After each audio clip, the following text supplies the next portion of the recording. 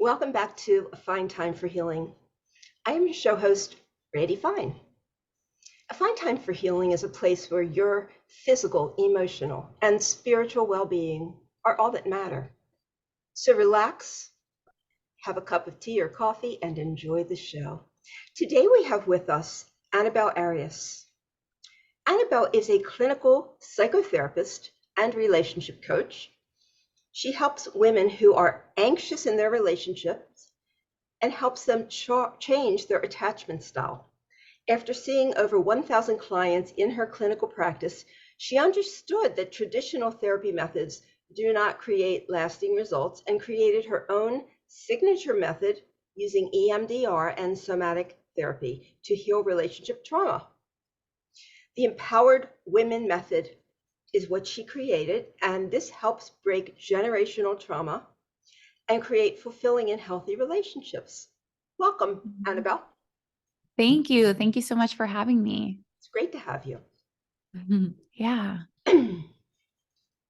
Okay. So a big, you gave an amazing intro. Don't have to add much to that. I guess what I would say is that the reason that I started the Empowered Love Method was because I started to see a gap in traditional therapy.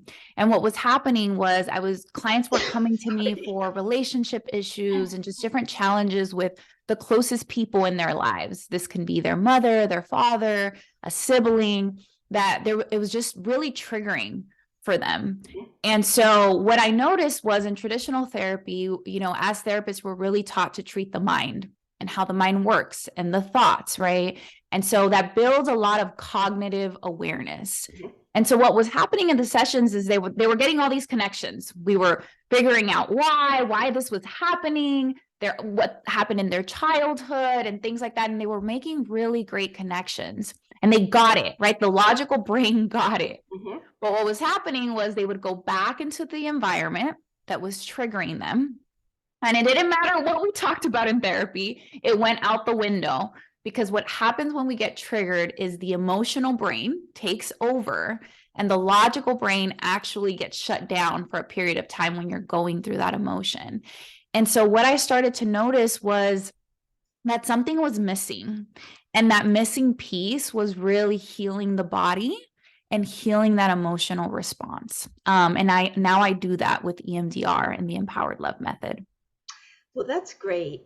I completely agree with you with everything that you said. And I have the very same experience with my clients who, what I tell them is what you know intellectually is not what you feel emotionally or physically. And when people come to me, they're very frustrated because they can't understand why they can't bring those things together. They know everything, and they just can't connect them. And then you're right. Once we get them to a place where they feel really good, sometimes I tell them don't go back into the environment if you don't have to. But ultimately, they will always try it at least once, and everything goes out the window. Everything goes out the window. So I completely agree with you. Yeah. And I think the hardest part about that is that when they feel like they can't control it, because the logical part is saying you should be able to control yourself. You know all these things. The shame really sets in and it just spirals and just creates this unhealthy relationship with what they're thinking and what they're feeling. You're absolutely right. Yeah. They start really becoming hard on themselves. And then that perpetuates the issues that they're having, so we have to then take that apart. So I completely agree with you, and I have seen the same thing.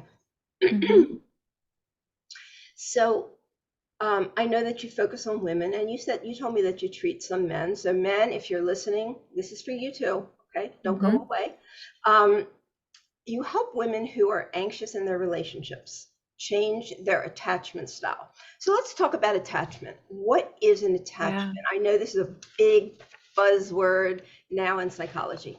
It is. I always say to people, it isn't just some trendy topic on social media or TikTok, right? Attachment styles actually comes from the attachment theory that was created by a psychologist. And he really studied the relationship between the mother and the child. And what he came to find out was that this relationship profoundly shaped how we emotionally respond to situations. And so he recognized that relationships were everything, that this really set the stage for how you would control your emotions, how you would calm yourself in stressful or just traumatic situations. And so this really sets the stage up for your closest relationships. And what he noticed was he noticed 3 different types of behaviors in babies. This was a study done on children and 6-month-year-olds. And he noticed 3 different types of behaviors. He noticed, and this is where attachment styles come from. He noticed the secure behavior, the anxious behavior, and the avoidant behavior. Do you want me to share with your audience how these different behaviors show up? Okay, so the secure, he noticed that in the secure baby, they were happy, they were laughing, they connected with their mom in a really positive way, and they were able to explore. So they felt comfortable going to the other side of the room and playing with other kids and playing with different toys. And so he noticed that there wasn't a lot of fear around what the behaviors that the child was doing. And the anxious, he noticed that when mom came back, that the child would angrily cling on to the mom. Okay. They would cry. They would just seem very upset, right? And so the 2 main things that he noticed was clingingness and anger.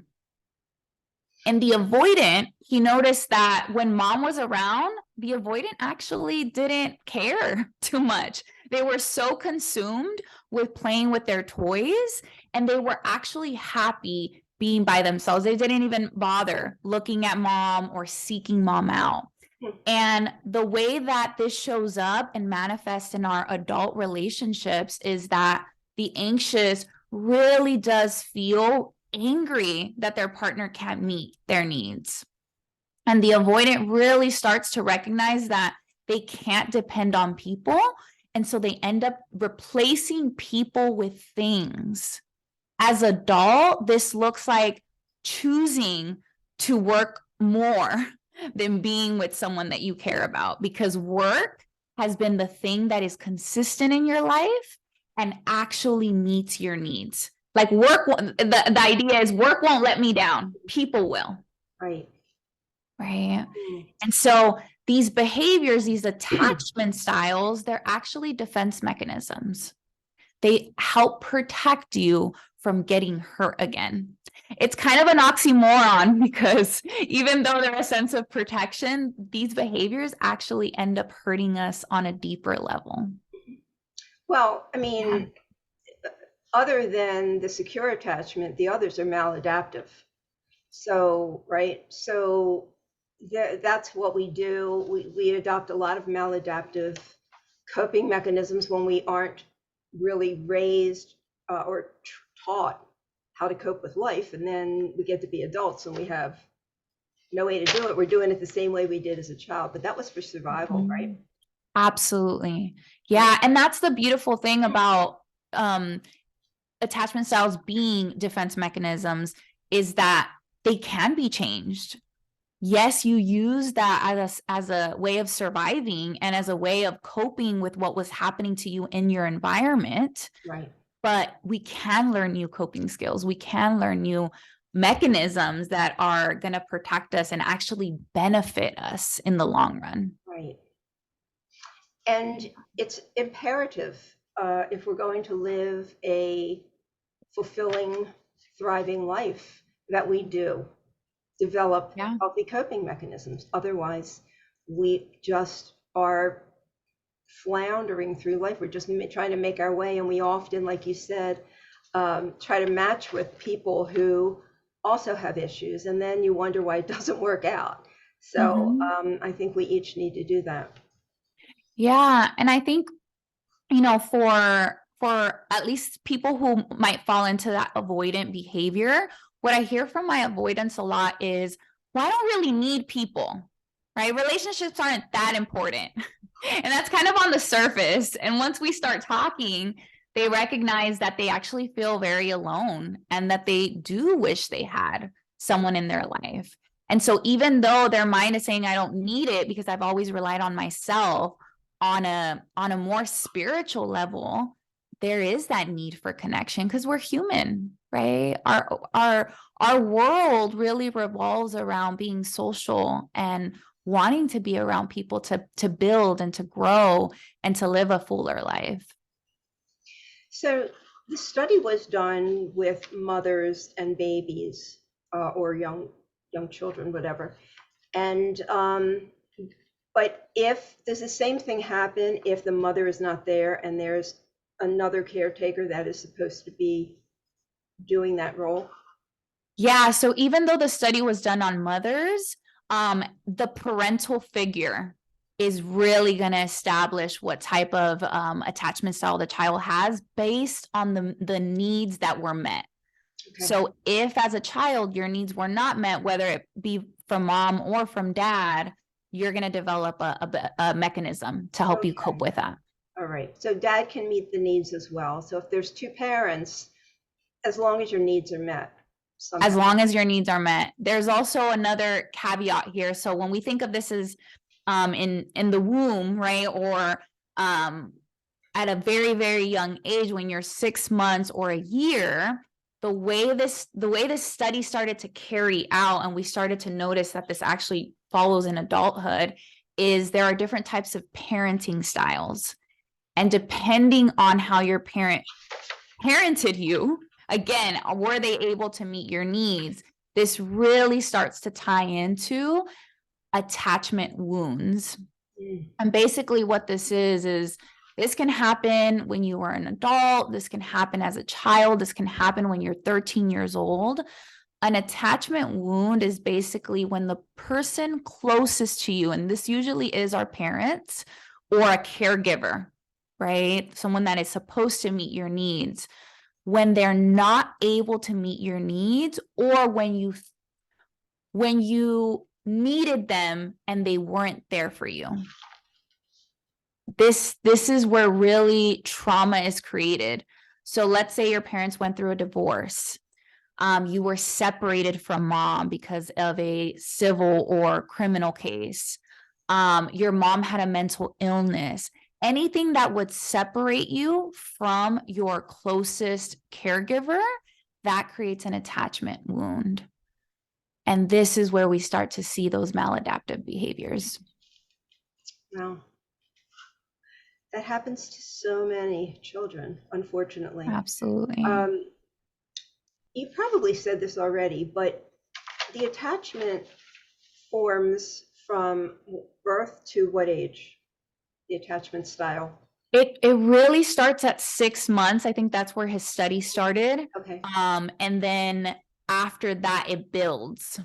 So the child will develop that sense of security and safety. Okay. As to, okay, my needs can be met. I am being taken care of. I can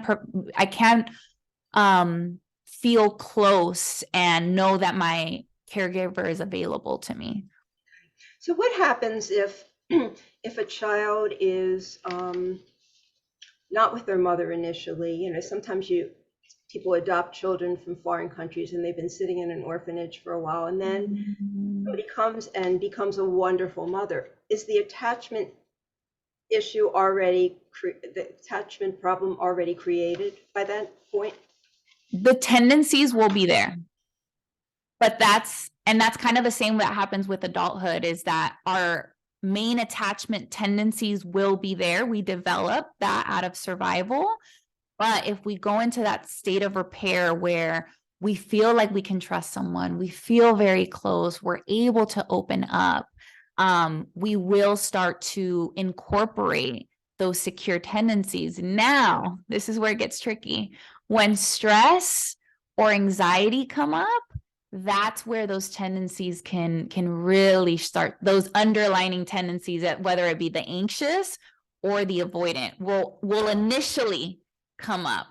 But if you have enough resources and tools, and this is the biggest kind of foundation I have for my program, is I want to give you the tools and I want to give you the resources, because you're going to be triggered. That's actually normal, right? That's your body's way of saying, hey, something isn't right here. Right. And we need to be on alert. We need to be prepared, right? It's a survival, like even beyond attachment styles, it's a survival. Our body, the God created our body, and I don't know if I can say that and be okay with that, but God created our bodies to make sure that we survive. Like he literally built in that fight or flight system so that we can survive. And so with that being said, when something stressful happens, you're naturally going to want to survive. And so the more tools and resources you have to do that in a healthy way, the easier life can be. Life is not easy, but when we have these tools in place, it's easier to go through those ups and downs.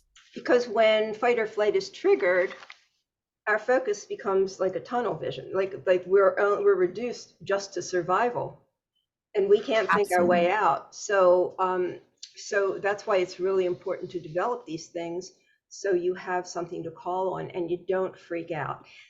That's one of the things, if you have the tools, it's not about completely relieving these things from you, but it's about knowing that when they happen, you know what to do. You have the tools. It's very important, right? I always say trauma can't be erased. We can't like digitally go into our brains and delete what has happened to us, right? And so the brain will always remember, will always have those memories of some of the most difficult things that have happened in our lives.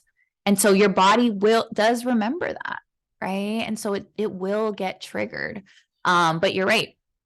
More resources, the better. Right, exactly. So why don't you talk about, because your method, Empowered Women, uses EMDR and somatic therapy. So let's start with EMDR. Yeah. For those who are not aware of what it is, can you explain that? Yeah, so EMDR, it's a mouthful of an acronym, but it's called eye movement desensitization reprocessing. Basically, what that means is it helps to take the emotional charge, desensitize a traumatic memory.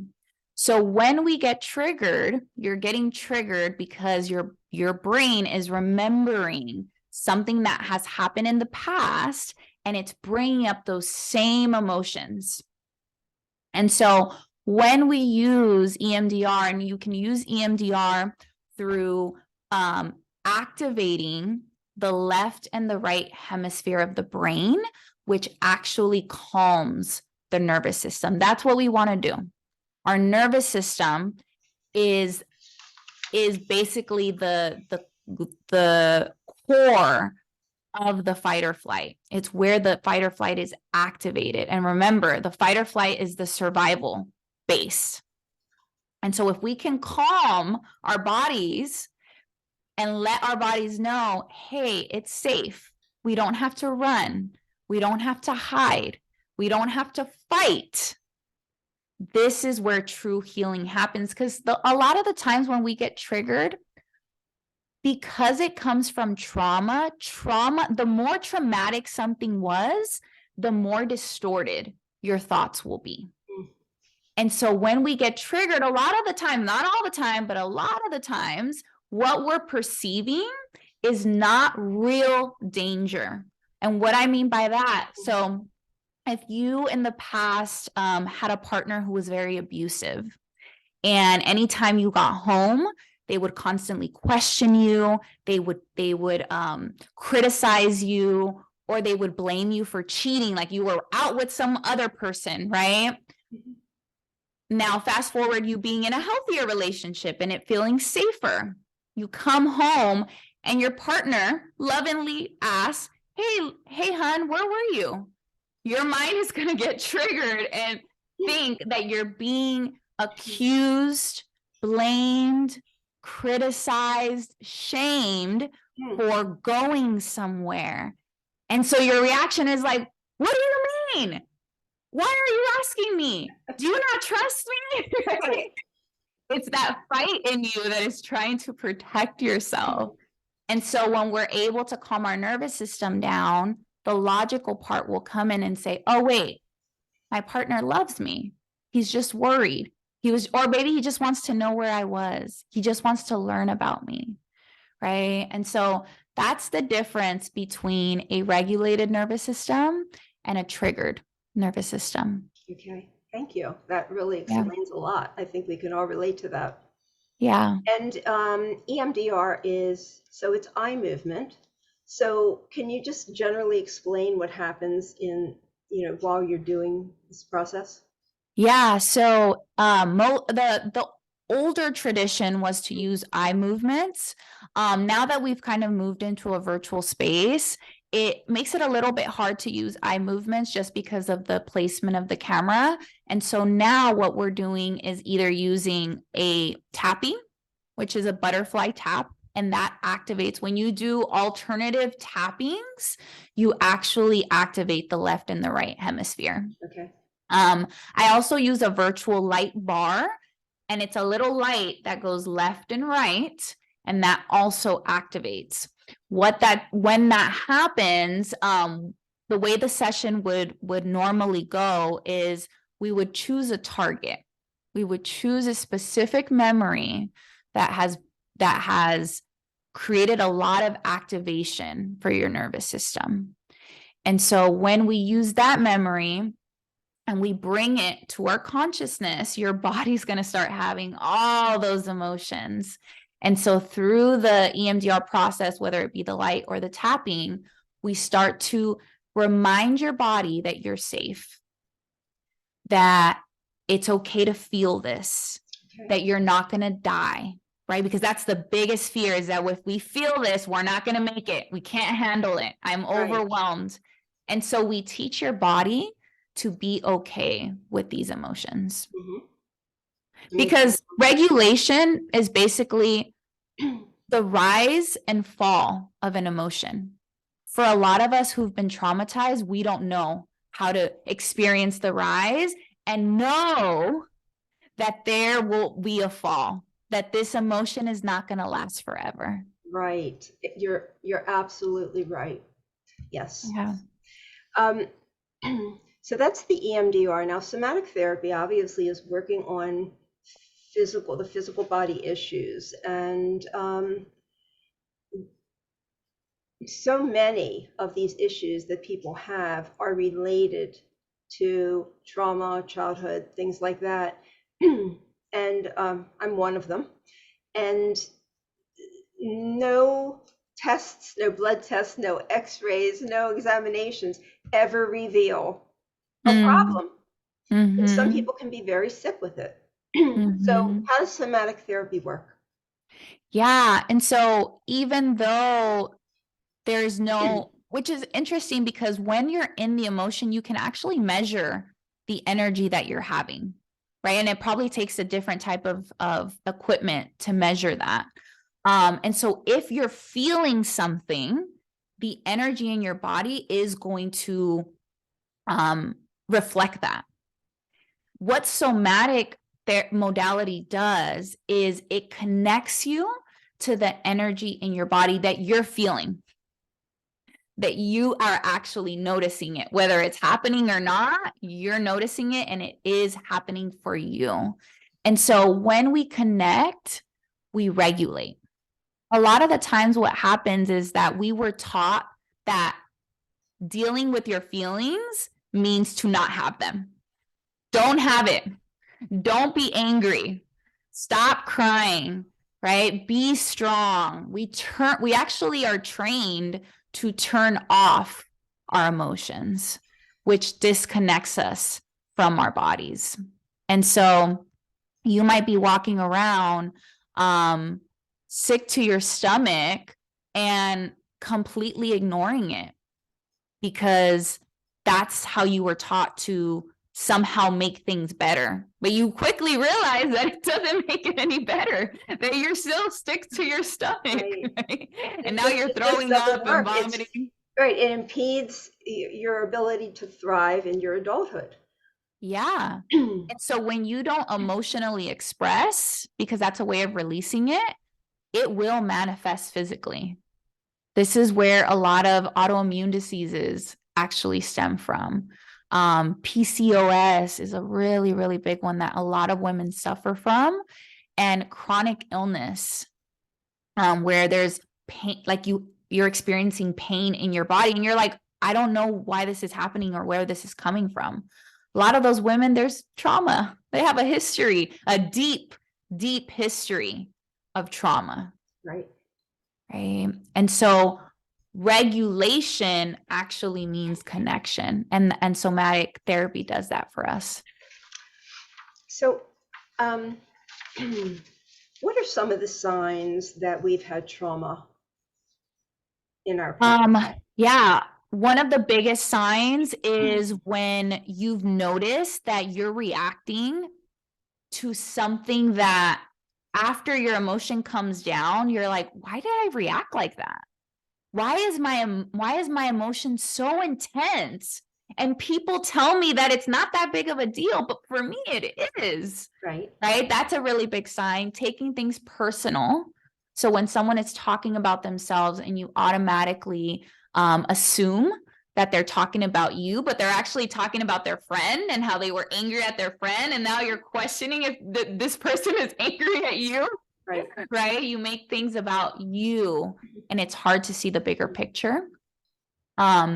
If you are experiencing physical symptoms, like it making you sick to your stomach when you're having to talk about your feelings, or you notice that you hold back a lot, or you're not able to let people in. Like I had a client who could not commit to people.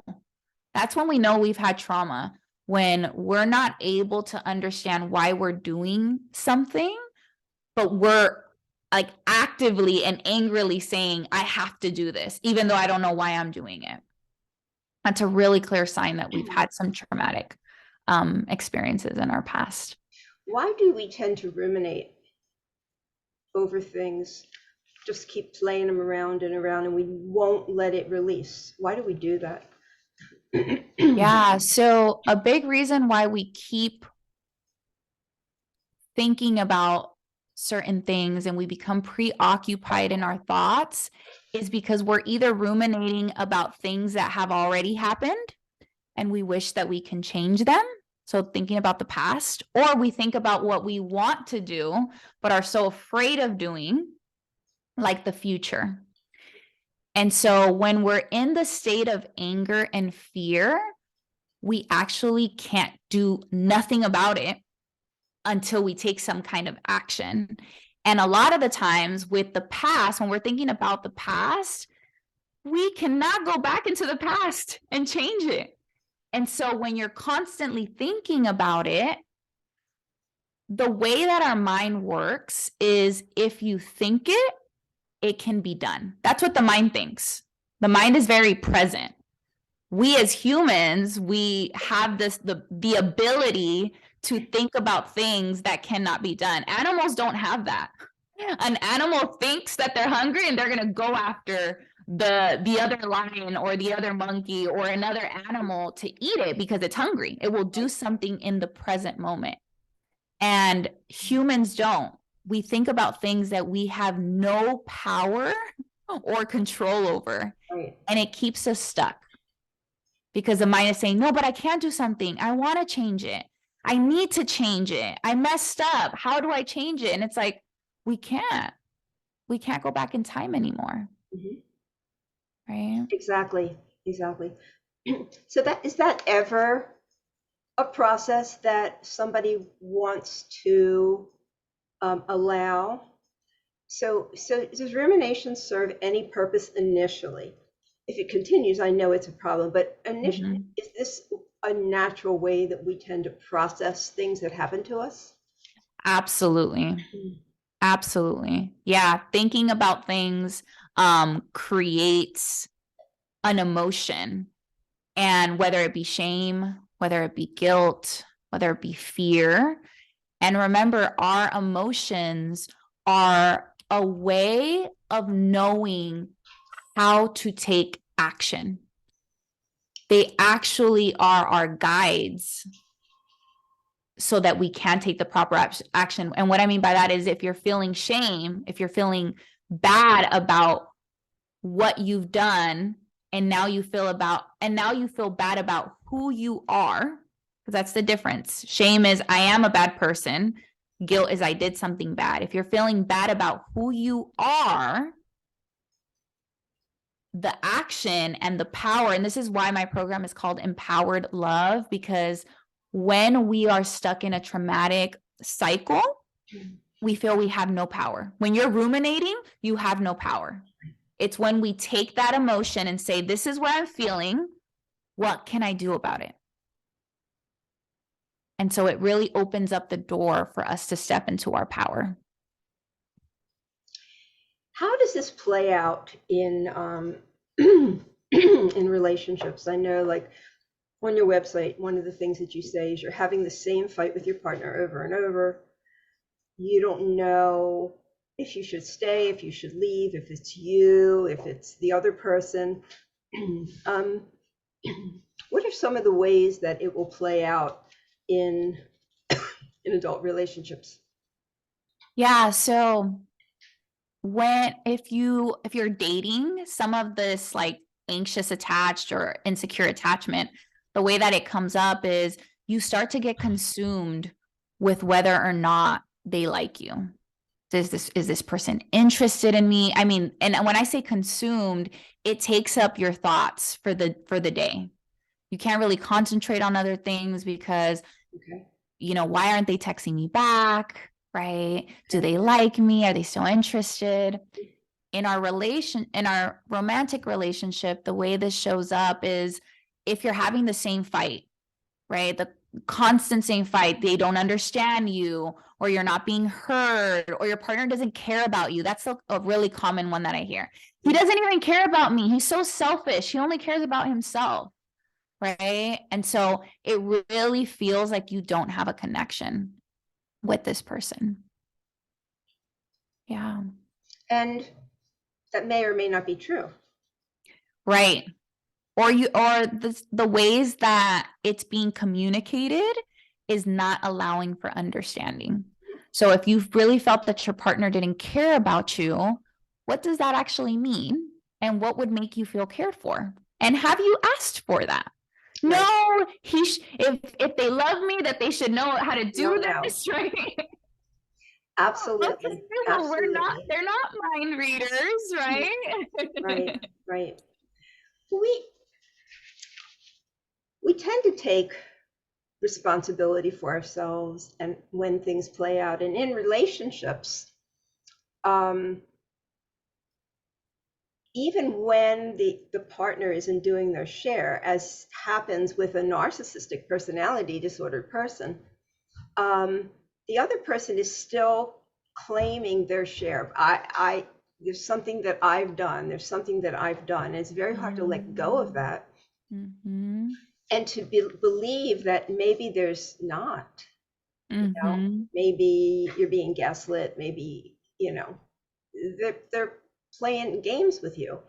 And people have a hard time separating from that. Like, yeah, how could I have no effect whatsoever in this problem? So that's a tough one. Yeah. No, narcissists, there's a category, so they're a part of the category for an avoidant type. So there's different types of avoidance, but a narcissist is one of them. Okay. And usually avoidants team up with anxious. They are like magnets for one another. They are literally attracted to one another because they're the yin and the yang. And there's something true about we opposites attract. There is something true to that.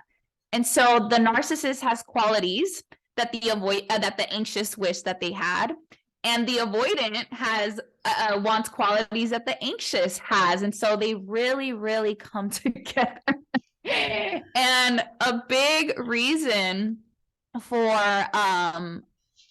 the partner of the narcissist to get into this cycle of self-blame and full responsibility is that is actually a very childlike response. And what I mean by that is children are very egocentric, meaning that they make everything about themselves.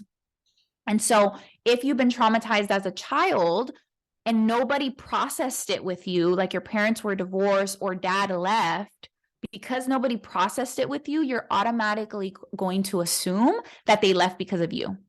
You did something wrong. You should have put your toys away. You shouldn't have not yelled at dad, right? Like something about you made that person go away. And so we take this egocentrism into our adult relationships, where when something goes wrong, we automatically take responsibility for it. This is why it's easy to take things personal, because we make it about ourselves. Does Right? everybody do that, no matter their attachment style? Do we all tend to do that? I think to some degree we can, because there's that self-awareness of like, what am I doing? Right there, that is a power move. And that's actually healthy to take some accountability. The problem is, and when we take full accountability, because there's so many other factors at play, and that's the adult recognizing that there's actually a bigger picture here that I'm not recognizing. Right. Right. Yeah. And that's really hard to see when you're stuck in the middle of something like that. Yes. You say during an argument, you may stay silent or say things in an aggressive way, and then later feel regretful. Some people become conflict avoidant. They can't deal with conflicts. So what's that about? Yeah. So a big reason why there's a shutdown when something really either painful happens or they feel criticized or just a negative emotion comes up for them is because it's too overwhelming. Okay. And when something is too overwhelming, it puts us, I always like to talk about how emotions, we categorize them as either being, I want you to imagine like a traffic light. So the red, the yellow, and the green. Green is when we're regulated. Yellow's when we're triggered. And red is when we're in complete distress.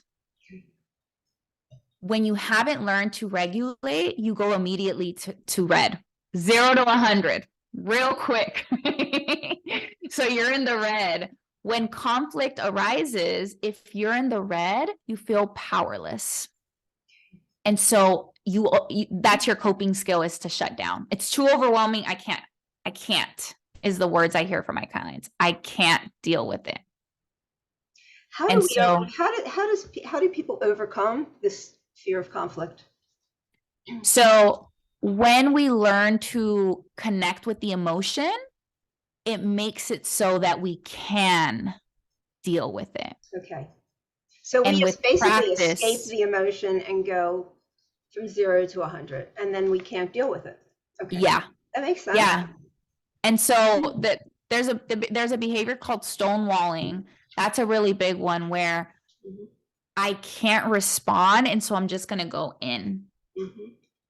And it's safer to go in because I avoid any of the back and forth. I avoid you criticizing me more, right? I just avoid the anger altogether. And some people are so conflict avoidant that they literally avoid situations that they don't feel capable of managing. So I would imagine that this is something that you take that's practiced in everyday life so that you can build this muscle. Yeah, I had a client who every time her and her partner would argue, she would disassociate. Like she would go off into a whole different thing, and she wouldn't even remember what her partner said. She would completely blank out, right? And so that is a really good example of how even though we're not recognizing what is going on, your body's just naturally going to take over to protect yourself. And so the more we learn to have a relationship with our emotions, because that's the biggest thing, is that for some people, they think, oh, well, emotions don't matter. Emotions make you weak, right? We have these really negative beliefs around emotions. And so when we can create a relationship with them, this is where true healing happens. Yes. So well explained. Thank you for that. That really You're does welcome. explain a lot. Wow. Yeah, Okay. good. Um, the gloom and doom, when something upsetting happens, you get stuck in your head and you just go to the worst. You just go to the worst. Why do we do that? Yeah, so worst case scenario, right? Jumping to conclusions. We do that because there's a couple reasons. One, it could be that bad things were always happening growing up. And so it was literally worst case scenario things. You were constantly dealing with crises. Right. And so your survival was to always prepare or always cope with these really, really bad things happening. Right. And so as an adult, you are literally geared and wired to expect the worst so that you can protect yourself. The other thing too is the worst case scenario, or some of the assumptions that we start making up in our minds, or these scenarios, actually come from past experiences. So that example that I gave about you coming home and you being in an abusive relationship, because that has actually happened, you're going to think about those same things happening. And it comes from memories. So whatever was in your memory bank, that's what's going to come out in your thoughts. That's what you're going to be wired to think about. And can we, if we've been taught to, or we've grown up with this pattern of, something's always happening, and so we have to be on guard for it. That doesn't necessarily mean we can stop it from happening, or that we will be prepared for it. So it's really kind of a really wasted energy. What's a better way to do that? Yeah. And so when our minds are thinking about these worst case scenarios, because that's the fear, right? The fear is something bad is going to happen. And so when we can learn to understand that fear is showing up, we can actually dial into what I call the circle of control, right? And so when you learn to understand, like, what can I control and what can I control? Okay. Because again, the mind, it's only going to think what is actually possible. Okay. And so if you're thinking about what is not possible, then you're going to end up hitting a wall, because you're going to try and do something that is not possible. All your efforts are going to go into something that actually cannot be done. And this depletes us. This is actually the definition of depression, when you're doing something that is not moving you forward. Okay. When you're doing something that is actually creating more anguish and like turmoil, and your efforts are going to waste. Right? Try working on something that's really, really challenging and you're not getting any progress. Like, right.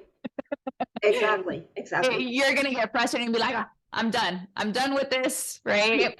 That's how our brains are. If we're trying to do something that is not creating any effort, we're gonna give up. And so when we pour more energy and effort into things that are possible and that actually is going to move us forward, this is going to give us power and motivation to keep going. That makes sense. I always tell clients, especially clients who are experiencing depression or having a really hard time doing things, I always say, start small. Do something that, like, for working out, especially for depression, it's really, really important to move and get your body moving. And most people, when they think of working out, they think of going to the gym. Like, that's daunting for someone who's never stepped in a gym, who hasn't moved their body in years. Right. And so the way to think about this is just walk around the house. Walk around the house. To the brain, that's something that you start to recognize, oh yeah, that is something I can do. That doesn't feel so challenging. And so when we can remove the really big challenge out of the way, it's easier to do things. Okay. Wow. Yeah. And this is the same with relationships. So if you're someone who's experiencing a lot of turmoil and challenge in your relationship, trying to heal your trauma all at once, or trying to fix this 10-year relationship that has been having problems in just one way, that's almost like alarming to the brain of like, I can't do this. Mm-hmm. Right? This is why using practical tools, and I'm really big on practicality. Like give me something that makes sense to me and that I can implement right now. Okay. Because I need to know that I'm moving forward. I need to understand that things are working, right? For some people, they're not like that. For others, they are. But with my healing method, I like to use a lot of tools that you can use right in the moment to start feeling better now, so that we can increase that state of motivation. Okay. Can you give us an example of one? Yeah, so when we go through the EMDR process, one of the first skills that we learn is that tapping. And I teach you how to do it. I walk you through it. We practice. So for the remainder of the week, so within my program is 12 weeks, and we meet once a week. And so I'm only seeing clients for 1 hour out of how many hours in the whole week, right? Exactly. And so every session I teach them a tool that they can use and practice. And I have them do it every day so that they start building this into their mind so that they know that this is possible and it works. Yeah. That's great. Thank you. What about some people are worriers, and they think that if they worry, they can prevent something from happening. Do you run into that? People say to me, well, if I don't worry, something bad's going to happen. Why do we do this to ourselves? It makes us feel terrible. It does, but it's a way of control. It's a way of gaining control over our lives. If I worry, I feel like I'm in control. If I don't worry, that makes me feel out of control. Okay. And so the way that we start to change this is, again, we need control in our lives. And there's a lot of people that, feel that control can be a bad thing, and it can if we over control something. But in order to feel autonomous and worthy and confident, we have to have a level of control in our lives. And so to tell someone don't worry is basically telling them don't have control. And that would make anyone crazy, because we need some level of control. And so the way that we do this is we reframe what you're controlling, or redirect what you're controlling. So instead of trying to control within your thoughts, you control within your actions, and you go back to that circle of control. What am I in control over? If you're worried about your partner not getting home, I have clients who really, really fear that something bad is going to happen to their partners. Right. That they're not going to make it home. There's going to be a car accident. There's going to be a robbery of some kind. And so they're in their minds and they're worrying, and this helps them have a sense of control. And so when we redirect that, and I say, well, did you call him to see if he was okay? No. Okay, let's start there. Why don't you call so that your mind can quiet down, because really you're worried if he's okay or not, or if she's okay or not. And so when we take that action and we verify that they're okay, then the mind can be like, oh, okay, I don't have to worry about that anymore. I already checked. I already figured out if this is true or not. Right. Exactly. Yeah. Exactly. I was going to say something about worry, but I forgot what I was going to say. It'll come back to me. That's okay.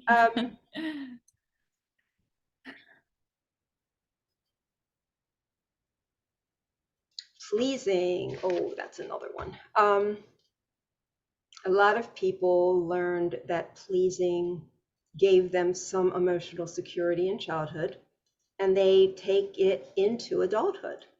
And Mhm. then they become doormats, and they become upset because they're giving more than the other person's giving.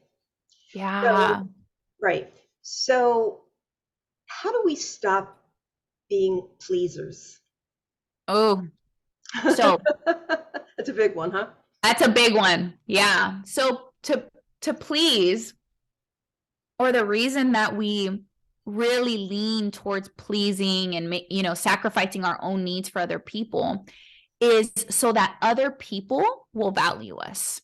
So it really stems from a self-worth place of I don't feel worthy until someone else reassures me that I am worthy. And the reassurance comes from the pleasing, Okay. doing things for you, showing up for you, right? Because if you love me, right, if you accept me, then I'm worthy. I'm worthy of your love. I'm worthy of your time. And so this really forms when we didn't get our needs met. And so one of the mechanisms is, well, I can work for it. I can work for your love. It's conditional. Mm-hmm. When in reality, you are worthy because you are. There's no you don't have to do anything. And so learning that, for some people hearing that, they're like, I don't believe that. Right? I don't believe that I'm worthy because I am. I have to work for it. That's literally the belief, the core belief that has cycled through your upbringing. Right. I And hear so that a lot. yeah. And so when you learn that you're worthy just because you are, and obviously that there's a practice that goes along with this. But that's when we start to break that cycle of people pleasing. So you're talking about external validation versus internal validation. Absolutely. Yeah. Yeah. And I always tell clients this, like, external validation isn't bad. We all love it to get externally validated, right? For someone to tell us how amazing we are or what they think of us. But to make that the only way that we feel worthy or the only way that we feel good about ourselves, it creates this really rigid way of looking at ourselves.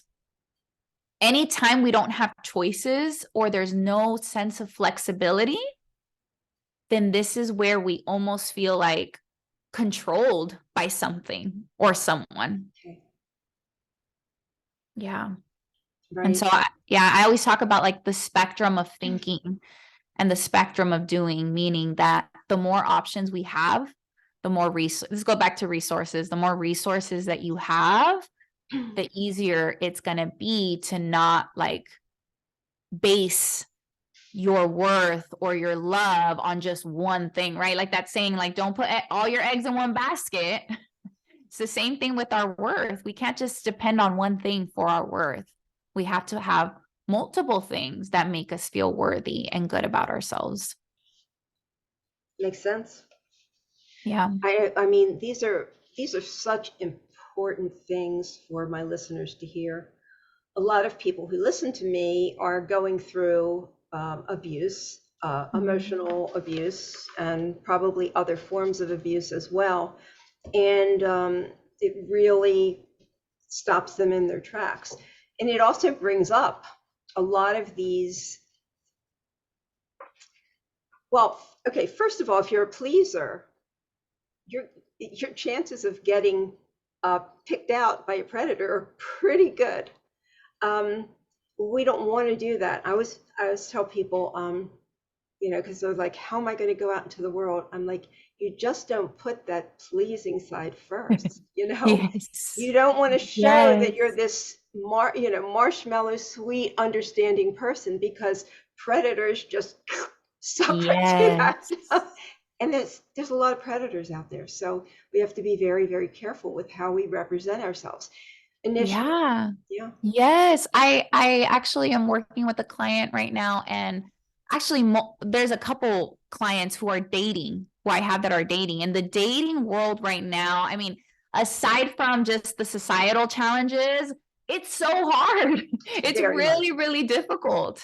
And so one of the biggest things is how much you share about yourself and how you share it.